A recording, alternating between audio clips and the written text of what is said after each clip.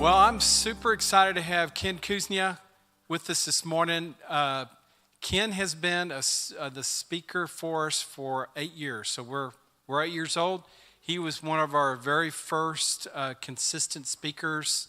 He's been a supporter of Job Seekers Network for a long time and on the board, and he's the founder and leader of Point Blank Recruiting, which is a high-end sales recruiting company. And he developed a program called DigYourWork.com, which I included in my email last week. And y'all could check out. It's a program that you can purchase. And he developed the philosophy and even shared it with us. And so we still use some of that stuff. So Ken, come share with us this morning. Appreciate you, brother. What we're going to cover today is my standard interview prep. And this is what I do for every one of my candidates.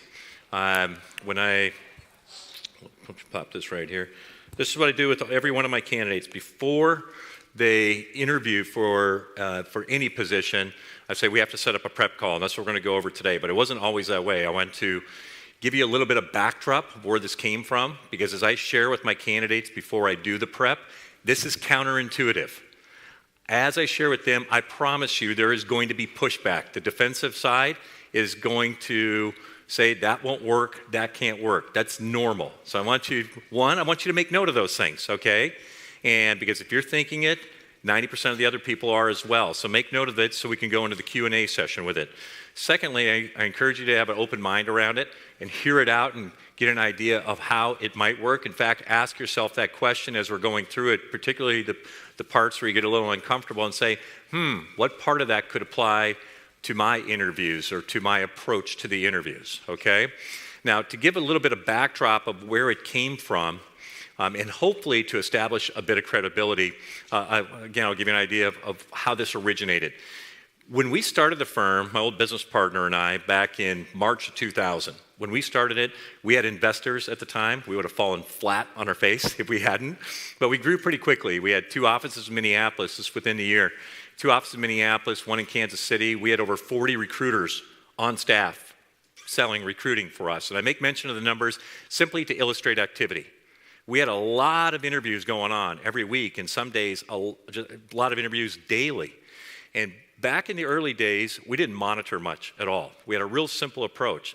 Just find the most qualified candidates, and you'll make a ton of placements. Well, we found out the hard way that's not the way it works. We ran into a 2-3 month span where a lot of our top-ranked candidates, and when I say top-ranked, it's not just that we were ranking them high. These are candidates that when we submitted their information to our clients, to the companies, they would respond with something like, "Whoa, where'd you find this guy? It's exactly what we're looking for." A lot of those people were getting knocked out after the very first interview. And I've always been a contingency recruiting firm. And in a contingency recruiting firm, guess how much money you make when your candidates don't get hired? Squat, zilch, nada, right? So for self-preservation reasons, guys, we started paying attention. We're like, that's when we learned, qualifications, they get you invited to the party. They don't determine whether or not you actually end up with an offer in your hand. How one interviews, how one approaches the interview is the bigger determining factor in whether or not someone gets to the offer stage. So it's a bit embarrassing, but I got to tell you, in the beginning, when we started monitoring things, we were looking for some sort of angle, some sort of trick to it. Well, it became very evident very quickly. There was no angle, there was no trick. The people the commonality of the people that got to the offer stage, what we noticed is they went into the interview with this very natural inclination to focus on how they can help the company. Versus what most people do. When I say most, 90% plus. 90% of the plus people will go into it more focused on themselves. And I see 2 different approaches.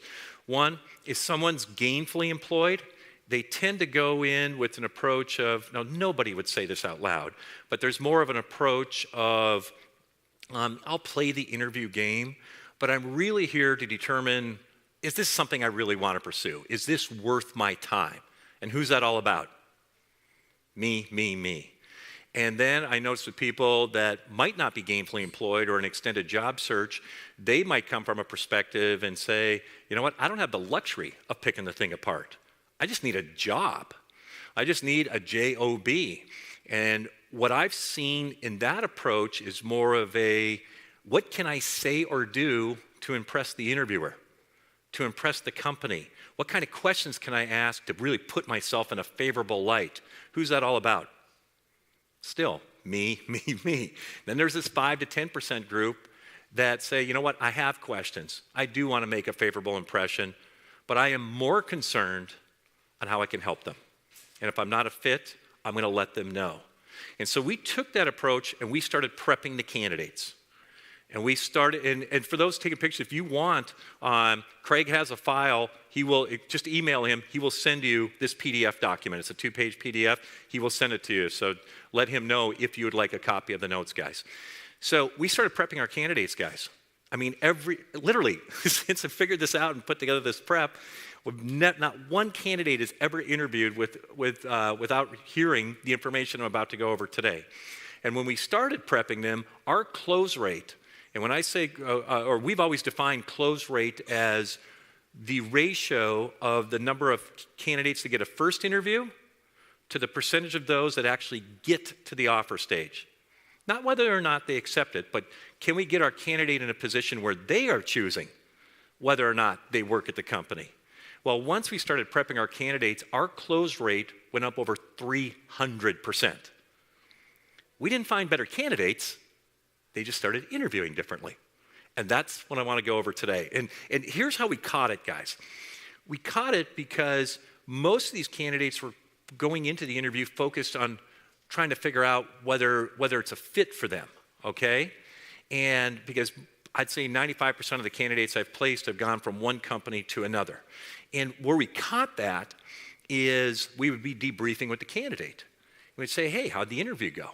And since they were so inclined on learning, that's how the bent, what's on your heart tends to be where the interview goes. And we would ask them how the interview went, and they would say something like, oh, fantastic. I learned a ton. These guys really have a lot more cooking than I thought. I'm ready to move forward. Then I would debrief with the hiring authority, with the company. And in a lot of those cases where these people were getting knocked out, what I would hear from them is something like, you know what, I got to tell you, Kenny, we were really high on John. But after talking to the guy, yeah, he just didn't do much for us. We're going to take a pass. See, John got his questions answered, or he maybe spent a lot of time talking about what he thought would impress them, but he didn't build any value. And so we have validated with our candidates over all these years that we wouldn't even think of accepting an offer until you've gotten every last question answered. That's a fact. But as I share with my candidates every day, say if we don't build enough value in this first interview, and candidly in every subsequent interview, if we don't build enough value to actually get to the next step, here's the biggest question of them all. What are you going to do with all the information you gathered? Frame it? And so that's where we got our, and you could hear light switches going on when we talk to candidates like, oh yeah, I've got questions, but I got to build value first. And so if we subscribe to the question is how do we build value? But before we do go over how to build value, there's two things I want to address. One, I want to talk about the, if we could go back to the first page, the bottom of the first page. Thank you, Lee. I want to talk about the 3 kinds of questions or 3 styles of interviews that companies use. And then I want to talk about the kinds of questions to ask. Now, here's a big fallacy in the interviewing world, that companies actually know how to interview. I'm here to tell you, after experiencing thousands of interviews, I'd say about 80% of the companies do not know how to interview. And if you're taking notes, this is very important. What I've seen is there's 3 styles. There's the first style, and this is typically someone, it's more of a personality thing, but it's typically someone on the operations side of the corporation, maybe people in HR. And again, it's more of a personality thing. And their style is they have these lists of questions that they've learned a year ago, 10 years ago, 20 years ago. They're still using them. And these are the kinds of questions where you're sitting in the interview saying, what does this have to do with the core requirements of the position. Anyone ever been experienced that? And it's just like you're kind of getting backed into a corner. They're sort of goofy. And I'd say about 40% of the companies use this approach, okay? The second approach is typically, I'd see it with a VP of sales, a president, CEO. It could be the head of accounting or engineering because it's more of a personality thing. But these people hate this style of interview. They hate asking these goofy questions. They're like, why would he even ask these questions? But no one's really taught them how to interview. And so what they default to is just sort of bragging about the company. You know, they're really jazzed about what's going on at the company. And these are the style of interview that the candidates love. Our egos love this. These are the ones where we come out and we're like, oh, they were selling me the whole time. They really want me. But candidates love this style of interview where the company is just kind of spilling all the great things going on at the company. The first reason candidates love this is, number one, they're not getting backed into a corner with these goofy questions. Number two, the big reason that people love this style is if they're being honest, that's why they showed up for the interview. To learn more, is this worth my time to invest? Is this really worth it? The problem with this style, guys, is the company leaves the interview with the exact same information they've entered the interview. They haven't learned anything. You have put them in a position to simply inform you. And that's when we get out, it's like, oh, I learned a ton. It was an amazing interview. It's a week later, why haven't I heard from them? There was no value built. There was no opportunity to address the core issues and for you to give them examples of how you believe you could help them, okay? And then there's the third style. This third style, and this is only about maybe 20% of the companies out there. Or the people interviewing, I should say. This third style is where the company comes in crystal clear on what their core requirements are of the position. What are the 2 or 3 must-have requirements? What are the 2 or 3 things they're looking to accomplish in this position? They are clear. And they table those things early in the conversation, and they invite and ask questions that will give you an opportunity to give them examples of accomplishments, skill set, experiences that directly apply to these core issues that they're actually going to base their decision upon. If the person that's interviewing you is using this approach, run with it. There's nothing to change. This is what the interview is supposed to be about. But if they're using style 1 or style 2, guess whose job it is to move the conversation to style 3? Anyone? Yeah. Anyone getting fidgety? Anyone getting uncomfortable? It is. I mean, first of all, let me pause a second. How many people here just love salespeople? Yeah, it's usually like 1 or 2 hands. There's 2 people in the back that are like, you know, there's kind of an aversion to salespeople. Well, make no bones about it. If you are looking for a job, you are a salesperson. I don't care if you're an executive assistant, accountant, engineer, COO, it doesn't matter. If you're an accountant, you sell accounting services. And if you're looking for a job, you're looking for a new client to provide your services to. And although we would love for them to know exactly how to interview and that they should have all this stuff down, it's not their responsibility. If they want to interview badly, that's their prerogative. We're the ones selling the services. It's our job to make sure the conversation is about what are the core issues that they're facing. What are the 2 or 3 things they're actually going to base this decision upon? And if they are not doing this style, to drive the conversation. In the Q&A session, I'll give examples how to do that. So now that we established that, one of the things I want to talk about are the kinds of questions to ask. By no means am I insinuating to not go in there and ask questions to find out more about this. You don't want to sit there like a lump on a log, okay? You're going to look pretty silly, okay? You want to ask questions, but there are 2 types of questions from the way I see it. There are what I refer to as value-building questions, and then I would refer to as curiosity questions. The value-building questions are the things I've alluded to here in style number 3. You know, Mary, what are the top, of all the things you're looking for in the job description, what are the top 2 or 3 that are most important to you? Mary, what are the top 2 or 3 things you're looking to accomplish in this position in the first 2 quarters of 2017? Mary, what's a successful hire look like in this position by the end of 2017? It has to do with who? Mary, the company. What's important to her? It's finding those things out. Curiosity questions, and I'll even cut it off at the pass. What I'm not referring to with curiosity questions are things like, how many days of vacation do I get? How much PTO? Nobody asks those questions. What I'm referring to are the types of questions that we ask that we make them look like value-building questions. But in our heart of hearts, the only reason we're asking that question, or the two only reasons we ask those questions, one is so we can find out more about the company, see if it's worth really my time to continue. Or the reason we're asking it is so we can bait them into an opportunity to brag about ourselves, to make ourselves look good, to impress them. And a lot of times the things we're talking about to impress them, we think it's important, but it has nothing to do with their core requirements. I tell my candidates in every prep call, if what you did over here made your company, in your last company, $1 billion in net profit, if what you did over here does not directly apply to what this company is looking to accomplish in this position you're interviewing for, they don't care. They don't have time to care. Think of it as somebody selling you landscape services or selling you any kind of service. If you are getting landscape services and you want front yard shrubs that just blow away the neighborhood, and the salesperson is coming in there and talking about how he's won landscape pool architect of the year 5 of 5 years in Round Rock, does he have your attention? No. But if he's talking about shrubs and accomplishments that have to do with shrubs, does he have your attention? Yes. Same thing applies, okay? So we do want to ask questions, but we want them value-building questions.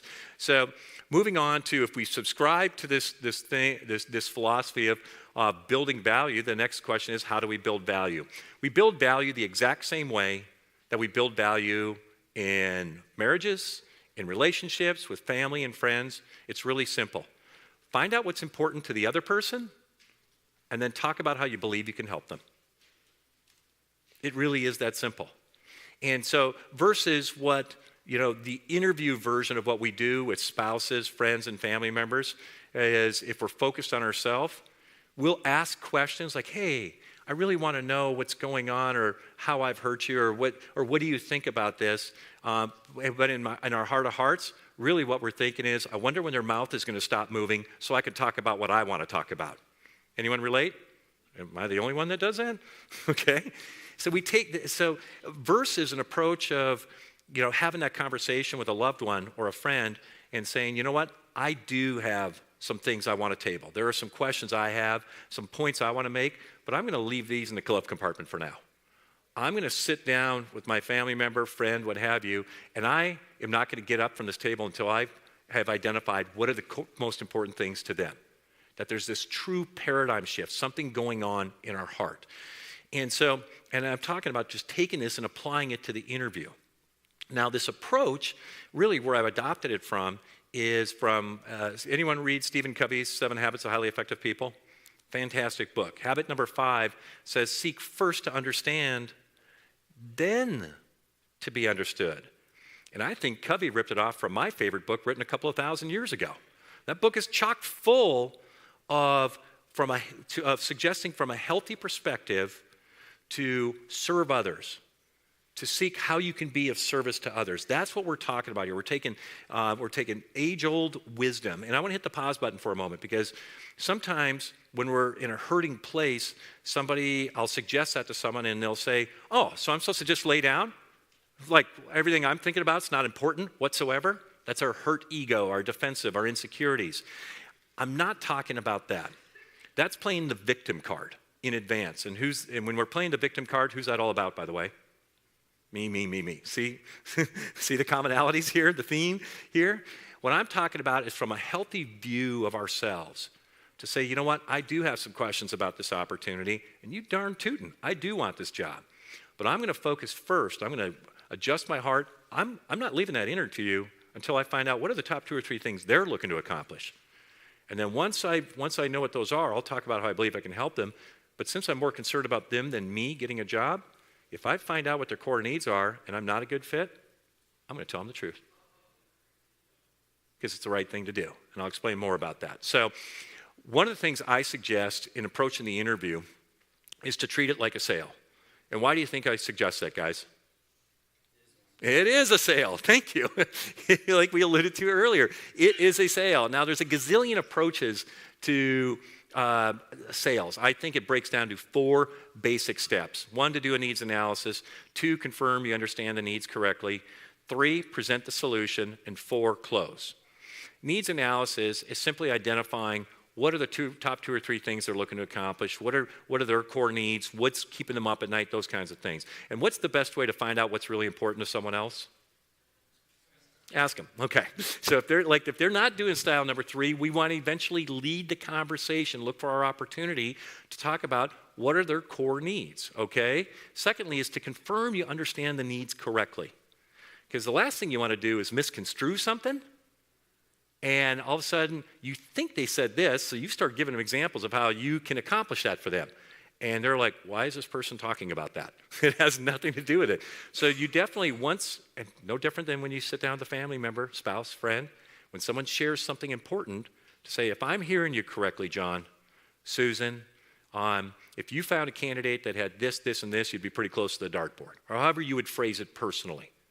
In fact, let me hit the pause button for a moment once again. As I'm saying these things, and I've done this prep call literally thousands of times, I'm going to encourage you, as you're taking notes, not to jot down specific sayings. Take a step back and just pay attention more of the approach, the philosophy of what I'm sharing, and to make sure you personalize it, okay? So hitting the unpause button for a moment, or back to what we're talking about. So we want to confirm that we understood the needs correctly, and they'll either correct you or they'll say, yes, that's exactly what we're looking for. Perfect, now we all are on the same page. 3, here you present your solution. This is simply talking about how you can help them, giving them examples of what you have successfully done in the past that directly applies to what they just got done sharing are their core needs. Whether it's your skill set, your education, your experience, what have you. Helping them visualize how you believe you can come in and approach this position and hit the ground running for them. That's all number 3 is. And number 4 is closing. Now, closing, speaking of fidgety, even professional salespeople don't like to close. We're just going to cross our fingers and run out the door, and hopefully nothing comes up. Anyone relate with that? Closing there's 2 things. 1, it's the first identifying what their concerns are. And this is such an important step, guys, and this is probably the most skipped over step in all of interviewing. I don't care if it's professional salespeople making $1 million a year, don't want to do this step. This is so important because, first of all, if we ask them, what are your concerns? Or do you have any concerns? And there's some other ways to actually ask that, which I'll touch on in a moment. But if you ask what their concerns are, now you have an opportunity to address it. Because speaking of misconstruing something, they might have misunderstood or misconstrued something. And if you ask what the concern is and you table it now, you now have an opportunity in front of them to actually address it or correct it. So here's an example of what could potentially happen with the concern. Let's say you have the courage to ask, it's like, oh, I really enjoyed the interview. Let me ask you, are there any concerns, Joe? And Joe says, you know what, since you asked, I got to tell you, I really enjoyed it. You bring a ton of great energy, and you have a lot of great experience. I really, really liked speaking with you, but for this position, what we've really decided is we need someone with management experience. It's one of our must-haves. We really do. Now, there's 2 things that could unfold at this point, guys. The first one is that you actually have no management experience. And they've just shared that it's a must-have. So at this point, you can confirm. So you're saying, Joe, that management experience is there any kind of experience that would apply? It's like, no, we've determined you must have management. It's like, Joe, as you know, I don't have that experience. I appreciate the opportunity to sit with you. In fact, I know a lot of people in this space, and I know people with management experience. I'm going to spread the word for you guys. I'll see if I can introduce you guys to somebody, or at least kick them in your direction. As far as myself, here's what I do specialize in. If there's something that opens up in your company, I would sure love to explore that. Thank you for your time. Notice there isn't the common question that I get from people. Well, how do I get around that? How do I spin it? Me. This is because we're more focused on them.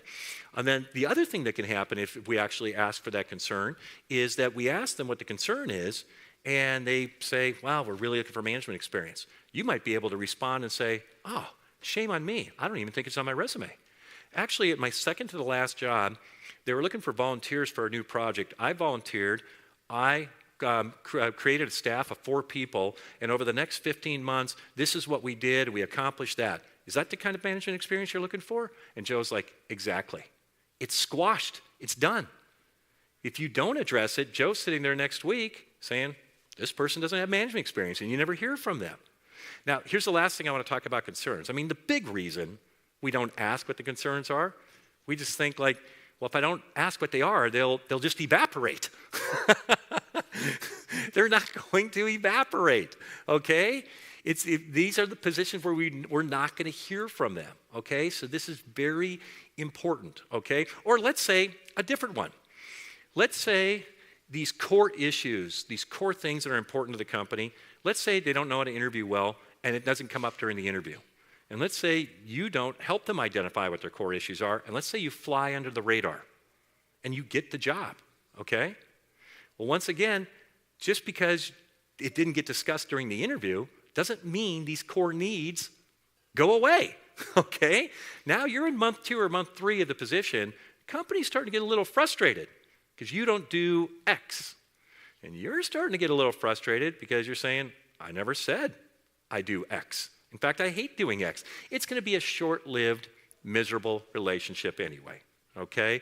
And the other part about closing is what you want to do is express any genuine enthusiasm. Old school interviewing says, hey, don't show any excitement. Keep your cards close to your vest. That's a bunch of bunk, always has been. I'm here to tell you, well, first of all, just psychologically speaking, we are all attracted to people who are attracted to what we're into. That's human nature. And I've seen it happen during the interviews. All qualifications being equal enough, the company will go with the person who actually wants to be doing this kind of work. Not desperate to do it, but genuinely wants to be doing it. So if you have genuine passion for the company itself, what they're up to, or the position itself, because you can't fake it, okay? If you have it, do not bridle it. Allow it to come through, okay? So that looks like, it's like, I got to tell you, Joe, the more I heard, the more excited I got.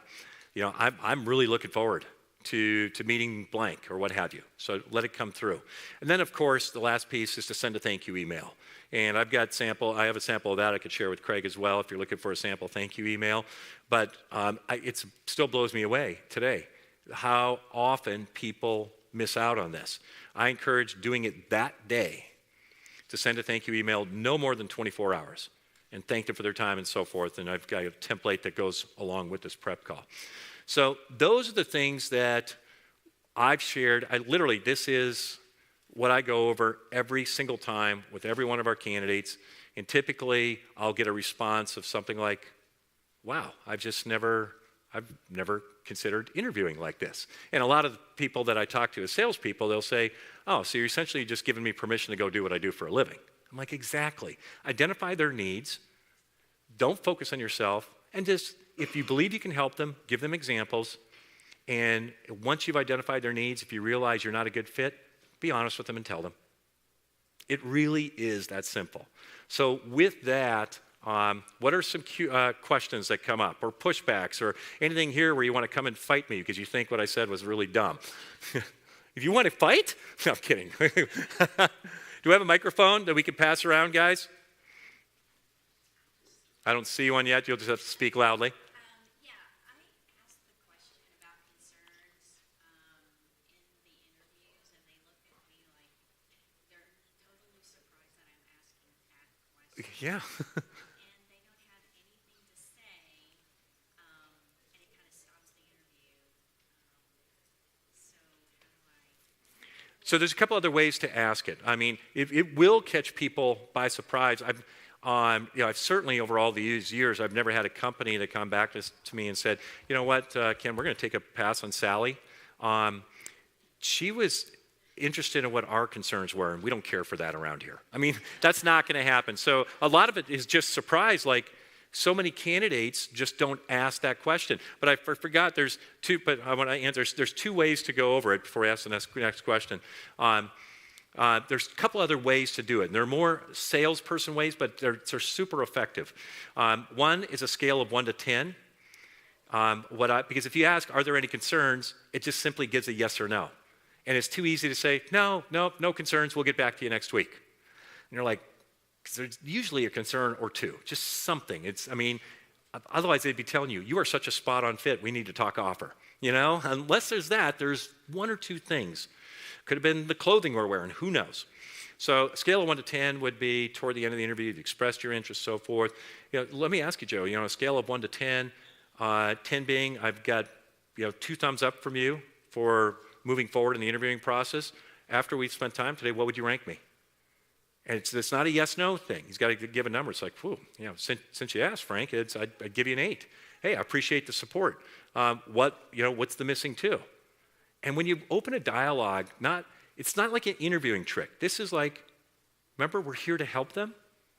I really want to know that, hey, if there's a concern, let's talk about it. And if I can't address it, I don't want to take up any more of your time because I'm more interested in what's in it for you.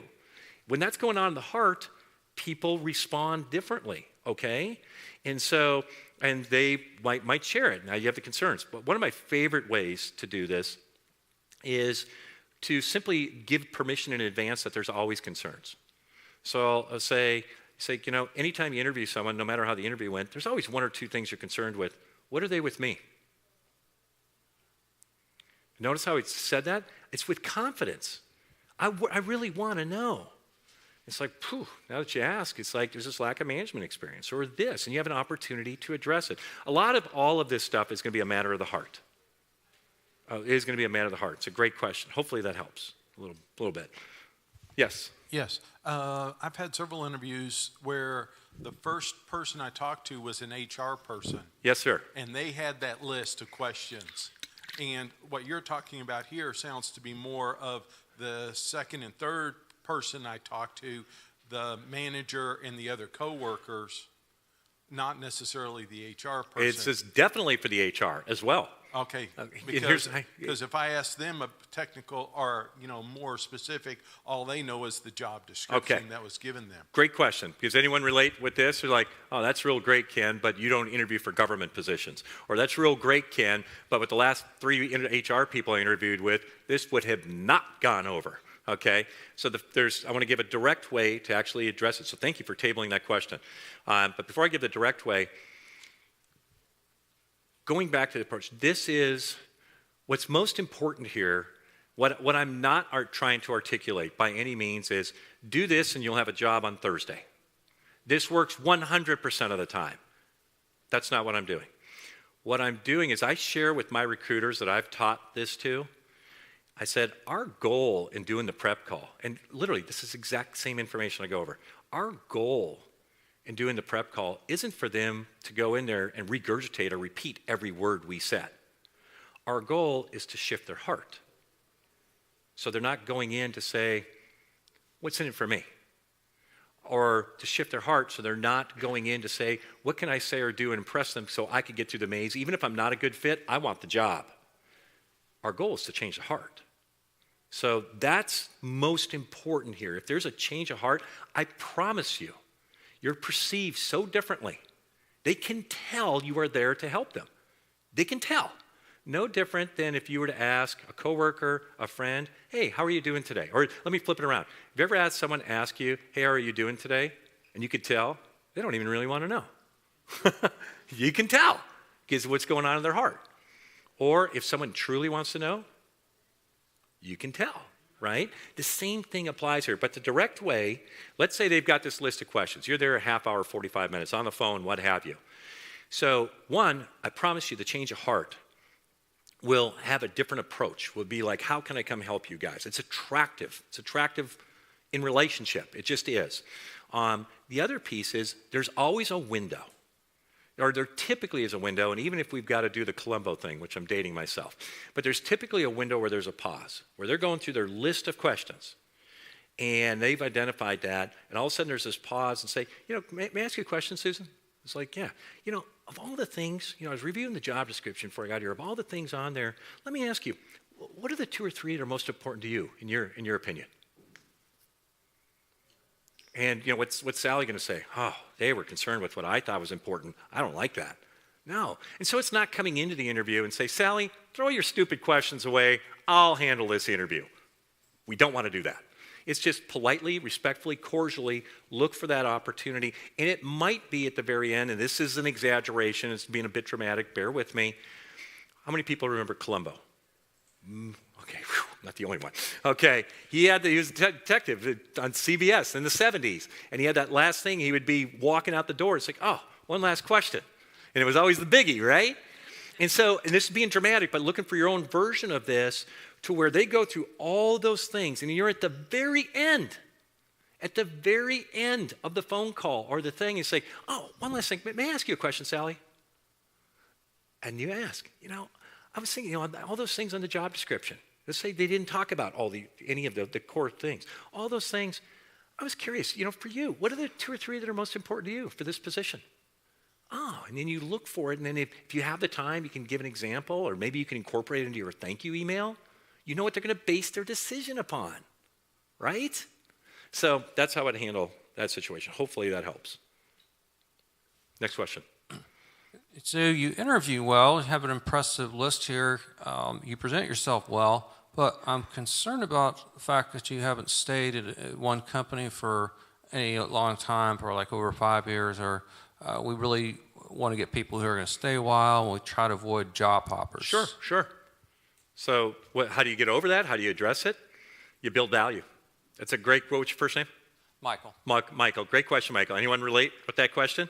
I have it all the time. I mean, there's just so much movement in the industry with even the salespeople I work with. There's, there's just a lot of movement. It's, being in a company X number of years, 5+ years, is not common at all. And there are companies that will look at and consider job hopping. So what I suggest, whether it's on the resume, certainly on the resume and in the interview, if you're in the interview, you've built a lot of value. So what we're talking about today is going to help them focus on the value you bring. It'll make the conversation about the value you bring. But as it relates to the interview resume as well, I refer to it as cutting them off at the pass. What I mean by that is all companies have biases. And the reason I know that, it's not because I've been doing this for 16+ years. I know that because we all have biases. Back to the landscape example, if you're hiring a landscaper, you might have biases. You're like, oh, Cedar Park landscapers? Whatever, And who knows? We all have biases in companies. I've got a client that the last 3 salespeople they hired out of IBM just all happen to stink. So when they see IBM on a resume, that person has got a mountain to climb over just to get to par, okay? It's a bias. There's age biases. There's job hopping, all these things. So in the resume and in interviewing, and that's why this approach is so important to make the interview about this, is instead of trying to get around it or cover it up or defend it, I'm waiting for them to ask the question about it because I can't wait to just punch back.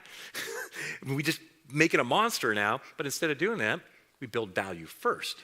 Show your value on your resume and in the interview before they have a chance to lean into their bias. A lot of the times, this is very important, a lot of the time they see the bias and put a flashlight on the bias on the resume and in the interview because there's nothing else to look at. There is no value built during the interview. So they have nothing left to do other than focus on what they don't like. Just like when we're buying a pair of shoes, a computer, a house, landscaping services, if we can't see any value, we're like, that's from Cedar Park, go figure. Who knows? And we feed into our biases. So we got to show the value first. 1, it'll cut it off at the pass. 2, it'll take the focus from the bias to here. And 3, it might not be enough, but if you do that, your odds are a lot higher. They can see the value. Okay, Michael? Thank you. Great question. We've got here probably quite time for one more question because I'm going to close with the devotional. I got to wrap up by 9:50. 1 or 2 maybe, we'll see. Anyone else? One question, we got another question up front here. Good morning. Thank you. Good talk. So you thank talked you. about needs analysis. What are some techniques for pulling that information out of companies or other entities? Great question. One is just coming in with a heart. What's the first name? Richard. Richard. Thank you, Richard. I love that question. A lot of this will have to do with our mental approach. Remember, this whole time I've been talking about this is a shifting of a heart. You know, when I first started prepping people, I had literally a friend or a candidate that would say, that's how I impress them. I find out what's important to them. I'm like, no, it's not an interviewing trick. This is a true change of heart. So what I share with people is, and I alluded to it a bit earlier, is to go into the interview and put yourself in a position where you can mentally, you don't say these words out loud, but you say to yourself, you know what? I don't know if I'm a good fit for them. I don't know if they're a fit for me, but I ain't leaving that interview until I find out what their core needs are. I'm not leaving the interview. I'm not getting off the phone call. And if that's what's in your heart, the conversation tends to lean in that direction. It just goes in that direction. If what's in our heart is, I want to find out more about that company, it tends to go in that direction. If it's about trying to talk about a bunch of stuff to impress them, that's what it goes to. So that's going to be the biggest thing. And the things beyond that, the more practical things are to ask. It's like, you know, what are the top 2 or 3 things? You know, of all those things on the job description, what are the top 2 or 3 things that are most important to you, Susan? What are the top 2 or 3 things you're looking to accomplish in this position? Because I've referenced top 2 or 3 a number of times today. The reason I keep saying that is no matter when we make a big decision, think about when you bought a house, bought a car, what have you, picked a place to live. You know, there's 10 to 15 important items, just like a job description. Correct me if I'm wrong, but at the end of the day, there's 2 or 3, no more than 4, you actually base your decision upon. So any good salesperson, remember, you're all salespeople, has the ability to find out what are those 2 or 3 for my potential customer. What are they going to base their decision upon? My contention over the years has been, ask them. Don't assume, because, and by the way, well over half the time it's not on the job description, just so you know. That's why it's your job to make sure you can find out. And this doesn't work this way every time, but if there's a change of heart, it makes interviewing way more fun. It takes a lot of pressure off. When you've got to go in there with this, how do I impress them? That's like you're going up on stage on Broadway to put on this rehearsed performance. That's where most of our angst and anxiety comes from. Because we want to impress them, we want to put on a performance. But if we're truly showing up to help someone, you don't have to really prepare. There's not a lot of angst in that. In fact, before I close in devotional, we're wrapping up the questions. Here's how I would end my prep calls. I don't do it all the time, and I would say, take the interviewing component out of it. Interviewing has this association of like you're going to go sit in a chair with electrodes hooked up to you. And they're going to ask questions, and you get zolted every time you answer incorrectly. And if you answer too many incorrectly, you fall through the floor, and they flog you on the way out or something. I mean, that's this association with interviewing. That's why there's so much fear and trepidation, and how do I impress them and all that stuff. But I tell people, instead of looking at it as an interview, if you've got an interview on Friday, and someone says, hey, what's going on this week? Instead of saying, hey, I've got an interview on Friday, what I suggest to people is saying, I've got a meeting with a company on Friday. Apparently they have some problems they're looking to solve or some things they're looking to accomplish. I'm going to go sit down with them. I'm going to find out what those are. And then I'm going to talk to them about whether or not I can even help them. And the reason you notice how the pressure just rolls off with that approach? And the reason I suggest that, not just to take the pressure off, because that's all it is. It's a business meeting to go identify what their core needs are, what they're looking to accomplish, and then talk to them about whether or not you can even help them. That's all the interview is. And with that approach, you'll find it a lot easier. So with that, I'd like to close with a devotional. One of the things, and close with a prayer as well.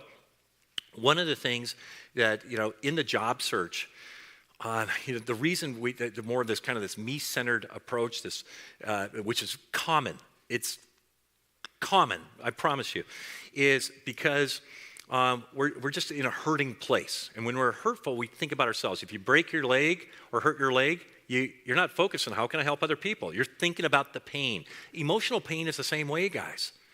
And when we get in a job search or an extended job search, all of a sudden there's a lot of voices that roll in, right? A lot of junk, internal saboteurs that are coming up, the evil one, and a lot of lies that come filtering in, okay? And that's a lot of the reason why we take this more me-centered approach to the job search, because we're in a hurting, painful place. So what I encourage people to do is what I'm encouraging you guys to do is to get into the Word, get in the Bible. And here's the cool thing. Even if you're not a Christian, even if you're not a believer, a Jesus believer, you can still read the Bible. There's chock full of life applicable wisdom in there. Really, you don't have to be a believer to read the thing. Anyway, but to go in there and just look for the truths, God's truths about what he has to say about you. Because in an extended job search, we start hearing these lies, we start listening to them, we start entertaining them. Pretty soon we start making agreements with them. And then we start talking to ourselves in a bad way. And so then we're literally bringing down our self-value, our self-esteem, and that's how we show up in the interview. And so to go through Scripture, to Google Scripture, what does God say about me? What are God's truths about me? And look at those and pick out some passages that speak to you about the truth and to counter these lies. And you speak these truths and list them out and toggle at least 30 days to read these truths about what God has to say about you. And I promise you start standing differently. It makes it easier to transition to the second part. The second part I'd encourage you to look for in the Bible is, what does Jesus have to say about serving others? See, this first part, remember when I was talking about, guys, earlier, about coming from a healthy perspective? When we start seeing ourselves with the word of truth, the voice of truth, and how God sees us, we now, from a healthy perspective, can follow what Jesus talks about serving others, about being of service. And then we take that, and if you would take that in daily, your approach, your heart will change, and it will show up in the interview, and I promise you will be perceived differently. So I would encourage all of you for the next 30 days to incorporate some version of that. And if you can do it in teams, better yet. And with that, I'd like to close in prayer. Dear Heavenly Father, just thank you so much for this day that we were not promised. We so appreciate it. Not everyone got to wake up today, and we did. Thank you for the rain. Here in Central Texas, we always need rain. Might not be convenient, but overall it's needed, and it's so appreciated. Just ask you to just look over everyone, cover everyone in the room today, that you would bless their proactive parts of their job search, them being here today. You would bless them with opportunities, just surprise them with opportunities for them to go show up and be of service and show their value, and that you would open the company's hearts, the interviewers, to seeing everyone's value here as they step into interviews. As it relates to what we just talked about, that you would protect them from the internal saboteurs, the evil ones, the lies, and you would show them specific passages or use any medium that would work for them, that they would replace it with your voice of truth, and that you would shift the heart to be one of service and how they can approach the interview and approach companies to say, what can I do to help these guys? And we lift up all of this in your son's name, Jesus. Amen. Thank you, everyone.